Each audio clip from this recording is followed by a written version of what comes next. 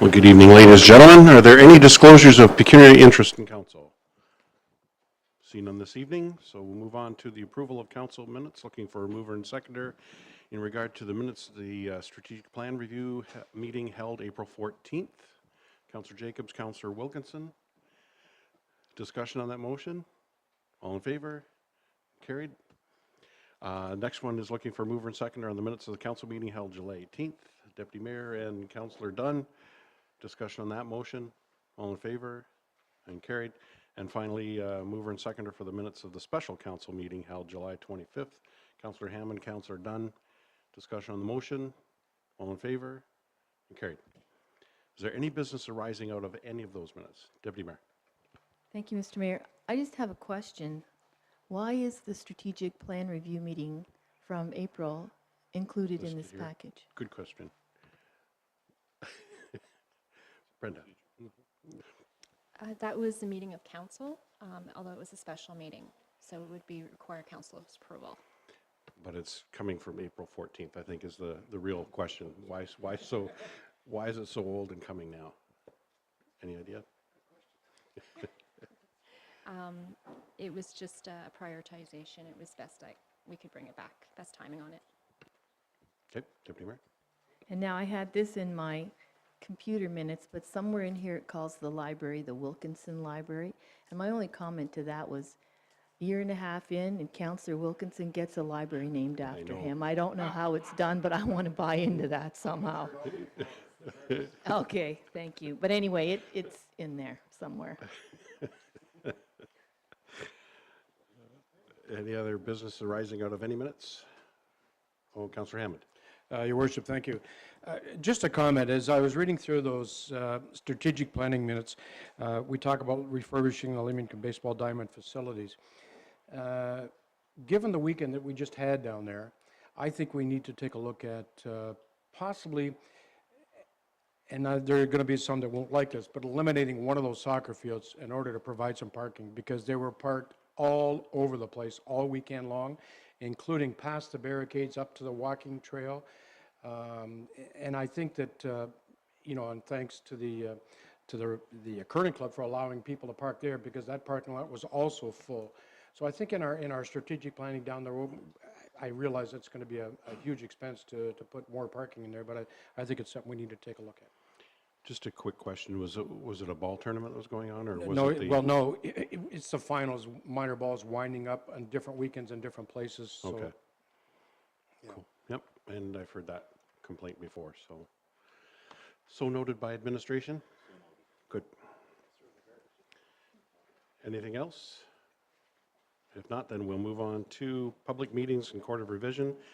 So this evening we have our first one is in regard to amendment 132 for 302 Shirk Street. And Danielle, you're taking us through? Thank you very much. This is the public meeting for consideration of a temporary use zoning bylaw that's been submitted by the Roman Catholic Diocese for 302 Shirk Street. So that's St. Joseph's Church on Shirk Street. Council will recall we did pass a similar bylaw in August of 2014, and that was to allow a trailer to be on site for 18 months while St. Michael's on Elliott Street was being reconstructed. So that bylaw has expired. It was not extended, and the church is still, the church on Elliott Street doesn't have occupancy yet. So we need to just revisit that process, have a public meeting to receive comment to see if we can extend that for a further timeline. In speaking to Father Firth, he believes that they will be in November. However, just to be safe, as you go through construction with such a large project, we're extending it to the 1-year timeline or until that building permit is finalized. So with respect to that, we're here because trailers aren't permitted on site unless they're attached to a construction building permit. This one is the trailer is at 302 because the site on Elliott Street was completely under reconstruction and they lost the community meeting space that was accommodated there. So mass services were moved to 302 as well as their meetings, so they had a number of community meetings. The trailer was used for that purpose. And so we are allowed to permit it through a temporary use zoning bylaw. During the 18th months, we didn't receive any complaints from the public with respect to it being there. We did note in our first report, it's not ideal in the front yard. However, it was placed there so that the congregation could use the sidewalks that were existing and so that they weren't using parking from the back of it. So again, we note that it's not the best place for a trailer, but it did suit the purposes for that. In addition to that, we collected a financial security on the site plan agreement for the St. Michael's site, so on Elliott Street, to ensure that the trailer will be removed within a timely manner once they've occupied that building. So we have an additional security for that. We are allowed to consider temporary use bylaws on parcels of property subject to the criteria that's listed in the official plan. It's administration's opinion that nothing's changed with respect to the application. Nothing's changed within the area of St. Joseph's, and so that the application still conforms to that policy. What has changed? The Planning Act has changed, and it now requires us to acknowledge the impact of any public input that's being received with respect to an application. So we received comments from IRCA. They have no concerns. It's not a regulated area. And I did receive one verbal comment from a resident on 1 Clare Street, so just north of this location. They had concerns, and they feel that the trailer is an eyesore to the neighborhood, and that consideration of this temporary use bylaw should not be granted due to the church's issues with project timing. So upon receiving that, it's still administration's opinion that the application still conforms to the official plan policies. It is servicing a greater good to the community, and we've taken measures to ensure that it's temporary in nature so that it's not going to remain there. The recommendation before council this evening is that the application be deemed complete and that bylaw 3916 be approved this evening. Okay, council's wishes. Councillor Wilkinson? Moved by and supported by Councillor Jacobs.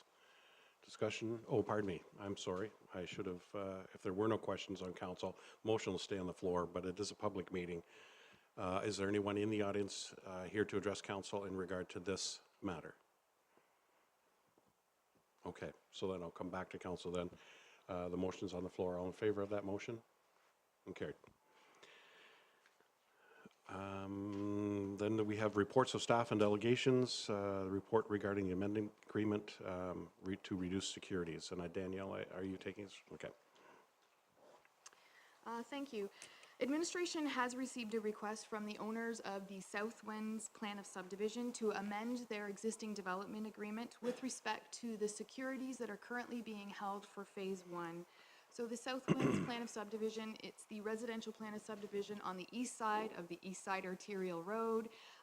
It will accommodate 130 lots for the development of singles, semis, and townhouses. It extends from just south of Clarence all the way up to Oak or Mercia Road 2.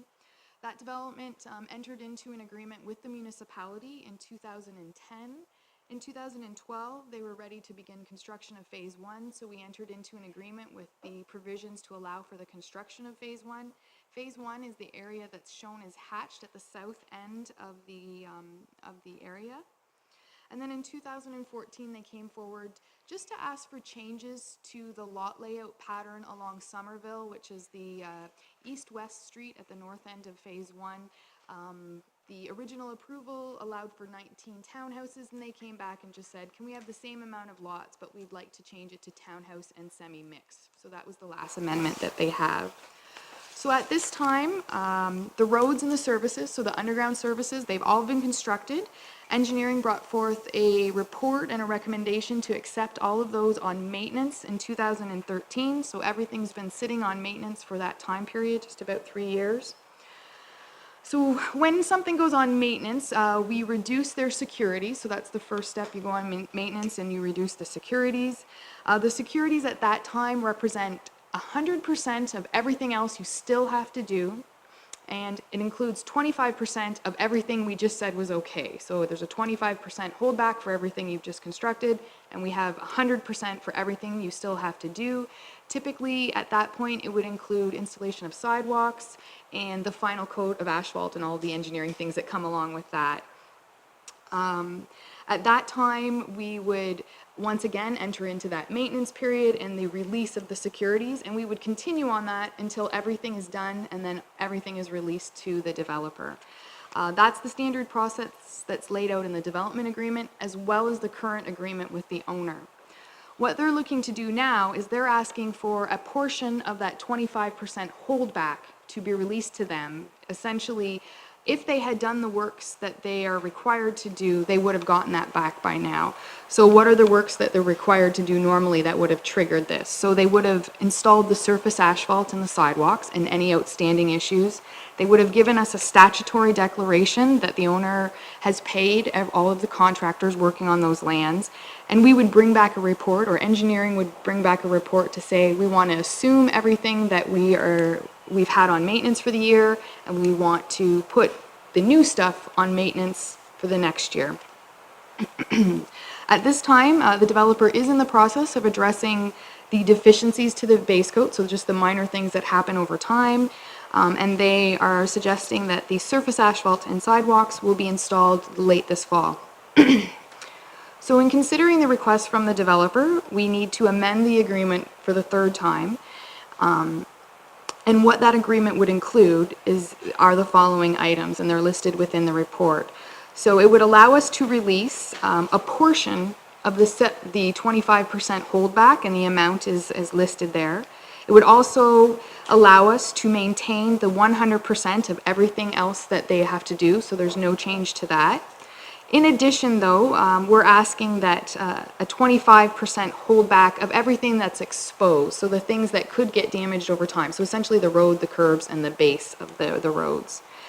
We're asking that a provision be added to the agreement that requires them to finish those final works within 1 year's time. And then just for clarification, that the remaining securities will be released in the normal manner. So the maintenance, the release, the maintenance, the release, until it's completed. So we collect the securities to make sure that all of the work is completed. Typically, it's in the developer's best interest to do it in a quick manner, so that they are able to get that security that's being held and not being able to be used back. In this case, the proposed process it ensures that we still have all of the corrections are being made, and it also ensures that we have the money for what is outstanding. What the changes are, again, as listed previously, is we're saying that we should recommend that what they're asking for, that everything that's outstanding, it needs to be done within 1 year's time. And that ties back to the amounts that are listed.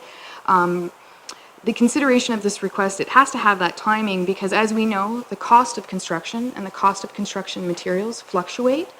So we don't want to let this go on, because the values that have been certified by their engineer, as well as reviewed and approved by ours, over time, asphalt, concrete, that type of thing goes up. So we're only holding it as of right now, so we want to make sure that work gets done completely. As well, the longer we hold the road without having the works done, the life expectancy of that road degrades. And so we want to make sure that that final coat gets on there in a quick manner. Currently, our development agreement doesn't have a timeline. So we're adding that to say, if it's not in your best interest to get this done and get your money back, we're going to ensure it's done within 1 year based on in this agreement.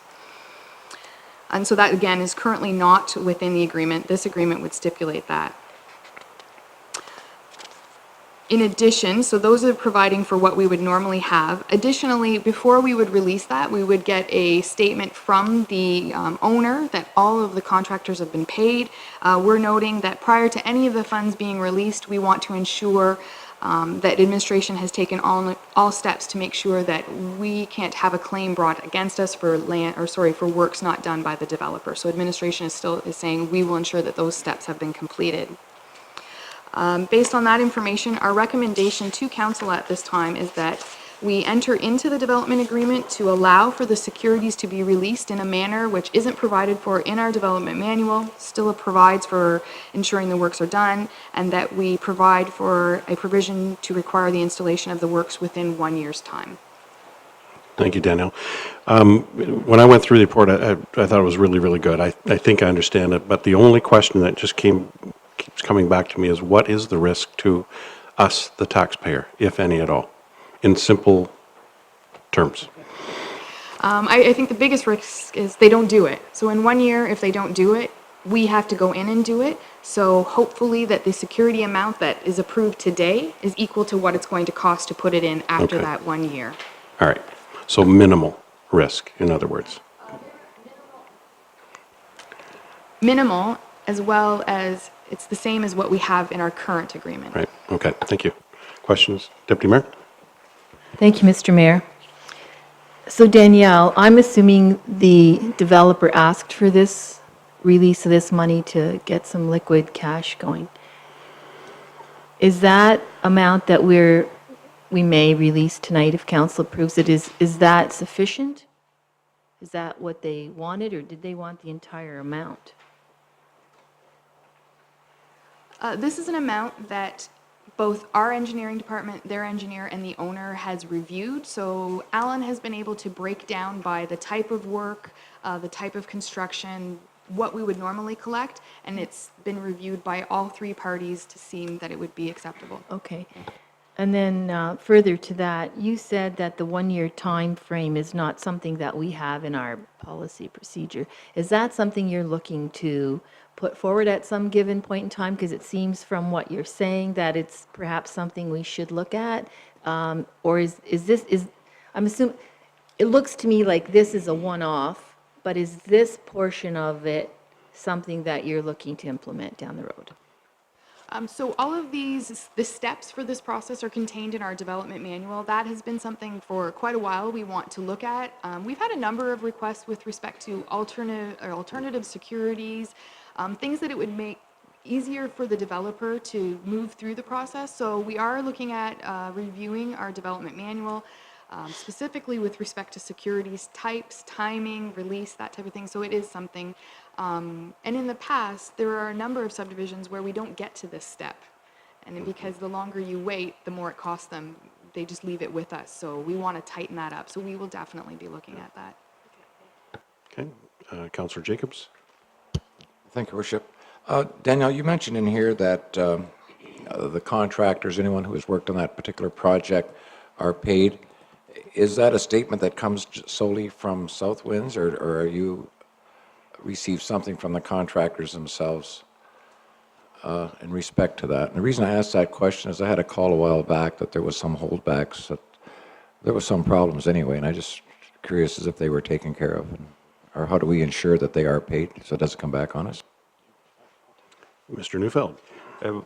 That is not the municipal responsibility. We rely on the declaration of the developer to let us know that everybody has been paid. It's up to them to make sure that it's done. We have our holdbacks for our own purposes. We want to make sure that it's not our obligation. We don't want to make it our legal responsibility either. That's up to the developer. And the reason I asked that question is I think, Danielle, you mentioned, though, that it would release the municipality from anything like that. I guess where my confusion is, does that, if someone has a lien, say, on that particular piece of land, can they come back to the municipality, or to who do they go after? As long as it isn't us, I guess. That's where my concern would be. Mr. Neufeld? And I think that's the point that in the report, I believe it says something along the lines that administration will take all the steps necessary to ensure that the municipality is protected from that. So our legal counsel and our engineers, we've looked at the process. And in particular, that's why I'm trying to say we want to be careful about not doing something that then puts us in a position of being obligated. Right now, we are not. If we start getting into holding back monies that we would give back from the securities, but we're holding it back because the developer actually owes one of the subcontractors money, and then we're going to pay that money out to the subcontractor, we're putting ourselves in a position of starting to get too involved. So that's why that line is in there. We're going to manage our processes so that the municipality is not brought into that process. So that's where I wanted to go. As long as we're an arm's length away from that, that's, to me, I'm satisfied. Thank you very much. Thanks, Daniel. Peter?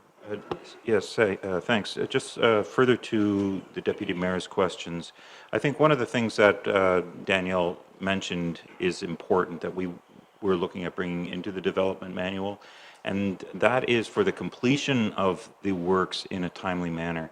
Because you can see the developments they get to a certain phase where there still isn't the final top coat on the road.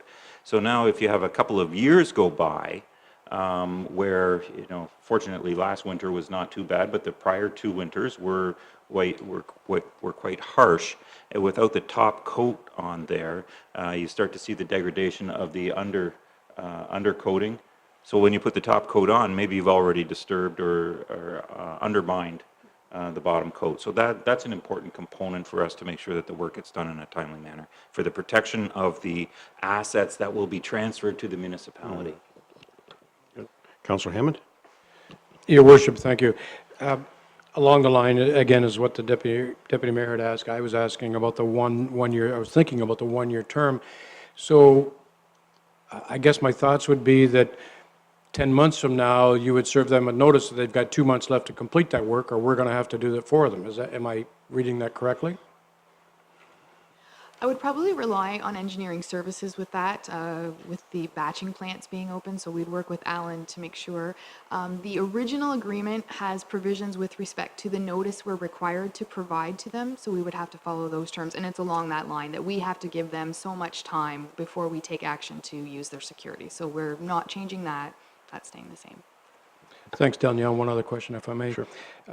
In reading this on page 35, it talks about they're going to do some more repairs to the base coat, and as you pointed out already, in the fall, they're going to asphalt it, which would return them 25%, and I think my math is, I think I know why they want the, the influx of money coming back, but I just wonder if it's not, fall isn't that far off, that do they need that money in order to complete that work? Am I wrong in making that assumption? That's the indication, that they would like to complete that, release the security so they have the money to do that. Okay. Councillor Wilkinson? Thank you, Mayor. Daniel, I'm assuming this is a rare request. Have you seen a request like this before, where the contractor's coming back and asking for securities release like this?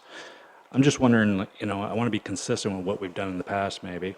And also going forward, I'm sure other developers will look at this and say, hey, I could use some of my money freed up as well. And you kind of answered that question here tonight, saying that you're going to make improvements in that manner. But have we had an instance like this in the past, or a request like this? The current subdivisions we have going on, so I can speak to about 2011, and all of the subdivisions we have are on a go-forward since that time. I would think that there actually haven't been many subdivisions prior to that, so they're going to date back quite a while. Those could be some that didn't get completed for this reason. So I'm not in a position to say, have we had requests to reduce securities, to allow for it, and did it work? All we can say is that we've looked at what will it result us in the end. So we have the securities to make sure that it will get done, and we're adding in that timeline. But only speaking from the last few years, we've only had this development come forward now. I would have to ask for Councillor Jacobs and Verbicki and the Deputy Mayor to help me out on this, but we've had requests for the changes which are being proposed tonight for the types of securities taken and reductions and, pardon? In lieu of, and all of those things. So I look forward to that new report coming forward to make it us more flexible to the developers, and I think that's really the point, so, yeah. I don't remember where we were. We haven't had no recommendation from council. There is a recommendation, so moved by Councillor Jacobs, supported by Councillor Verbicki. Further discussion? All in favor of that motion? And carried. Matters for approval. We have the minutes of the Leamington Municipal Heritage Advisory Committee held April 20th. Looking for mover and seconder to receive that. Councillor Dunn, Councillor Verbicki. Discussion on that? All in favor? Carried.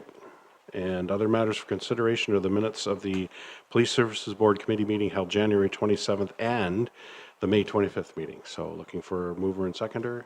Councillor Wilkinson, supported by the Deputy Mayor. Question? Just a comment. I was happy to see that there was a member of the public that came and brought forth their concerns to the OPP themselves. Mm-hmm. I think that's a good thing. Yep. And I saw some other issues addressed that you had promised along the way, and you've done it. So it was interesting minutes to read. Happy to see that Staff Sergeant is listening, and I'm glad that residents also see that this is a venue where they can go and let some of their complaints be voiced. And to be honest, we've invited people before. You know how we always get the complaints, right? And I just keep replying to them saying, you know what, if this is a factor, then rather than just having me take it there, because I'm the mayor, taking it to the police, and you know, how far does that go? If you came and presented that, I think there's a lot more effect to it. Wouldn't you say, Councillor? Because you're on the police board with me, and so we've had a number of public. It's not all showing up in these two reports, but and it's really quite effective, and it is good to have that input. So yeah, and yes, there are other items that we are still ongoing addressing. So yeah. We have a motion on the floor. All those in favor then to receive and carried.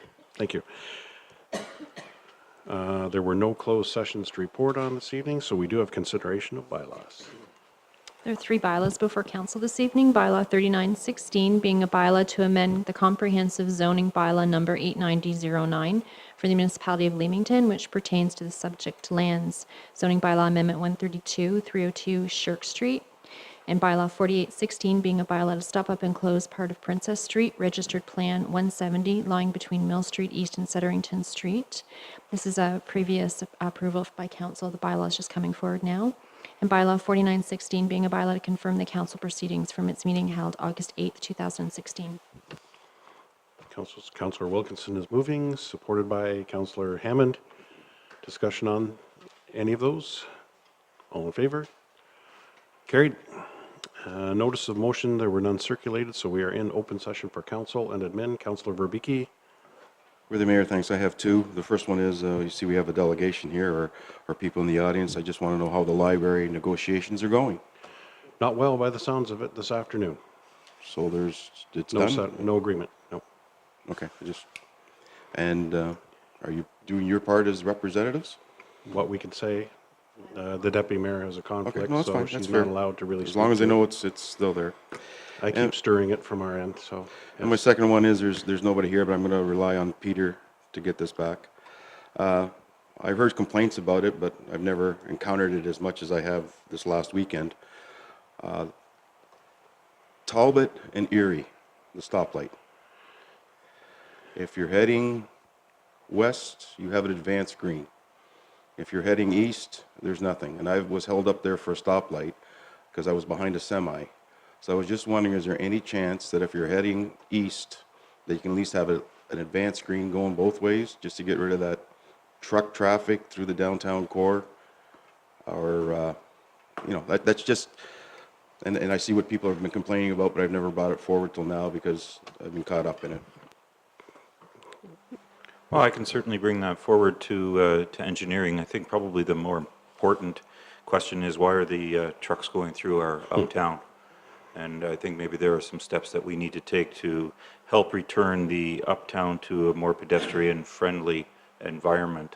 But They're little truck, they're not semis, they're delivery trucks. sure, and if they have a reason to be in the uptown, that's great. But we also see a lot of trucks just using the uptown as a through. But with respect to your question, I can certainly bring that forward to our engineering department for consideration.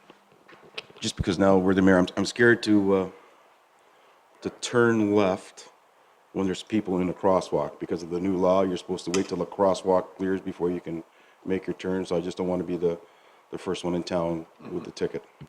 Okay. Councillor Jacobs. Thank you. Larry got me going here, but anyway. No, my concern was, I've had a couple of questions in regards to the Circle K. I know that when they were here and made the presentation for their amendments and so forth, and we appeased the residents, and they've been very understanding. However, there is no fence, there is no lawn, there's nothing, and I believe the representative of the company at that meeting said that they're waiting for us to okay everything and they would go after it. So it's been like over a month and there's been no activity at all. And I just wonder what we can, before these residents become more perturbed, that we could maybe give them a call or see what's going on with that. Mr. Neufeld. We'll follow up with that. That's in that's in our obligations. We'll follow up. Okay. Okay, Councillor Hammond? Your worship, thank you. I want to be the first to congratulate Janine and her entire committee from Hogs for Hospice, and of course all their volunteers. Great weekend, awesome. Despite the weather, I think everybody really enjoyed themselves. And I think the big takeaway that I had from the weekend was that being uptown on Friday night, we've had some discussions in the past about closing off some streets and having some concerts and Windsor Symphony, and that's all we heard all Friday night. We need more of these. We need more of these. And it was just a great night, and I think the vendors that were uptown appreciated it as well. So again, hats off and congratulations to Hogs for Hospice. It's a great, great weekend. Thank you. Thank you. And Councillor Dunn? Through you, Your Worship. First of all, I'd like to thank the Leamington Fire Department. I had a fire at one of my residents, and thanks to their timely, speedy response, they knocked down the fire real fast, and they also tarped up all the people's belongings, people that didn't have much, and that just, I want to give a warm shout out to them all. It's just going over and above, and I really appreciate that. That's just really represents our community really well, and I'm really proud of them. The Hogs for Hospice, I got to add to that as well. The committees and seeing all the people out Friday night, Saturday, and Sunday just warmed my heart. It's just everybody kept saying the same thing that Mr. Hammond said, that you know, they just loved it. They want to see more of this. We should be doing this more often, and I was just happy to be a part of all that. That was really exciting, and kudos to all the volunteers we have and the committee. That's phenomenal. I just can't wait for next year. Thank you. Anything further? Deputy Mayor? Since we won't be here next week because we'll be at the AMO conference in Windsor, we should mention the Sip and Savor experience. That's the weekend of the 19th and the 20th. So it starts Friday night at 5 o'clock. Lots of things happening along the promenade, and then all day Saturday, as well as the tapas evening at night with music and food and so on. So I think it'll be another great event. We can do it. We've seen it can be done, so we just need some support. This weekend also is the Kingsville Folk Fest. So there's fantastic things happening in our neck of the woods. No reason to go to the city or out of the county. But we'd really, really like lots of support with Sip and Savor. It's a different spin on the local foods and the local culinary events that are available and things to buy and taste and experience on that weekend. So it should be a really good time. So please be there. The other, I just want to slip in the other thing that the Deputy Mayor forgot to mention was the powwow, the Caldwell First Nation powwow this weekend as well. So, and I think think the big event for us, and I know one of them's here, is Saturday at 11. It's the big grand opening, the march in, and should be very colorful display for all of us to enjoy. So, Councillor Wilkinson. Sorry, Peter. I was going to say the same thing. Bevel Line right now, there's a lot of activity going on down there. It looks really like something I'm surprised and shocked by what seems to be coming there. It's really something to see what's going on over there right now. So yeah, come on down. It's going to be a unique new experience for Leamington, and I think I'm looking forward to it. Everybody can park at my place. Come on over. We'll all walk over together. 11 a.m. Saturday morning. See you there. Sounds good. Mr. Neufeld. Most of what I wanted to highlight has been spoken about, but first, with respect to the Hogs for Hospice, it was a fabulous weekend, but how it ties back to the strategic plan and how we're looking at the development of the waterfront, and in particular the building of that new amphitheater. And I think that I spent as much time looking up the hill during the concert as I did looking at the stage, because I was taken with the enthusiasm and the optimism of everybody that was there. And the comments are, this was such a great venue. So I think that it's important to remember that when we come back and say we're getting ready to get started on this new amphitheater. And the other thing I wanted to mention was with respect to Sip and Savor. This is a new experience here in Leamington. What a lot of people may not understand is that there is an awful lot of activities for kids too. There have been some concerns and some complaints that, oh, there's nothing for the children to do. I would suggest that you go to our website, take a look at the lineup of activities that are there for the children. And one thing further, the Sip and Savor experience is intended to be a terrific event for everybody. But we have to remember this is not just an event. It's not just a celebration, but this is an opportunity for this municipality to highlight the incredible abundance of products that we have here. It's intended for people outside of this area to come and see what Leamington produces.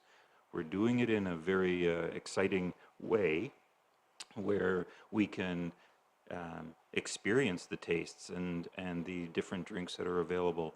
But I think we shouldn't lose sight of the fact that this is also a way for us to market this municipality as we get into the tourism industry. Go further than just my wrap-up comments again to Janine Berglund, our Economic Development Officer extraordinaire, and to Donnie and Benji and Tim, everybody else who headed up, and Donnie? I said Donnie, yep. Joe, don't forget Joe. What an awesome group was put together, stepped forward and did this for the municipality of Leamington. I don't think any of us can say enough thank yous to all of them, and then to all the volunteers like yourselves and everybody who stepped forward and made it such a magical weekend, and it was great. It was really, really great to see that our town come alive again. So long overdue, and hopefully we can replicate it year after year after year and just continue to build. The other thing that happened, I'm sorry, Councillor? Well, go ahead. I'll wrap it up. So go ahead. Yeah, all right, I was remiss because going through this, I just wondered if we as a council or a municipality has sent forward a letter to county council asking and hopefully trying to get some resolve to this long-going library strike, because it needs to be done. Have we submitted a letter yet? I don't think we've done a formal letter, but it certainly has been relayed to them at county council from me, because the deputy mayor really can't speak to the matter, although we talk. And she wants to, yes. So, okay, so the last thing I wanted to mention, everybody, because none of you knew about it, was David Ulrich, who's the executive director of the Great Lakes St. Lawrence Seaway Cities Initiative, the mayor's gathering for the United States and Canada, Ontario. Actually paid a visit to me on Monday on our holiday. So he happened to be up visiting friends, and we had somewhat prearranged his visit. So we were together for about 4 hours Monday morning, talking about what we are doing or what we hope to do with our sewer lines and lessening the amount of pollution that gets into our lakes. Some of the things we've done at the end of Erie Street and the upcoming projects that are there. Then we took a nice drive around town. So I showed him all of the areas that we're talking about in the waterfront, and he was just blown away. So we got a very good report. I just got an email on it today. We had him uptown. He saw the butterflies on the wall, so we had to get out, stop in the middle of the street, and take a big picture of that. All of those things are the focus of the Great Lakes mayors. The cleanliness of the lake and what we're going to be shipping on those lakes and retaining the water. And there is good news on that. I'll add to this conversation, but he just sent me an email that he shared with all of the member Great Lakes mayors today with our butterfly mural on it, and saying what a great town we have and great leadership we have here. So we're looking pretty good in the U.S. and everywhere else. He did mention to me while he was here that there is a legal firm that has stepped forward to the organization and has offered their services for free to appeal the diversion decision that has been made in the United States to the city of Waukesha from Lake Michigan. So, pardon? Who knows? You just need to get one state senator to vote against it, and it cancels the whole thing from happening. So we'll see where it goes, and I'll keep you in tune as I hear things. So anyway, other than that, nothing else from admin. Nope. Statement of members non-debatable. Motion to adjourn. Counselor Hammond, Counselor Dunn, all in favor? And carried.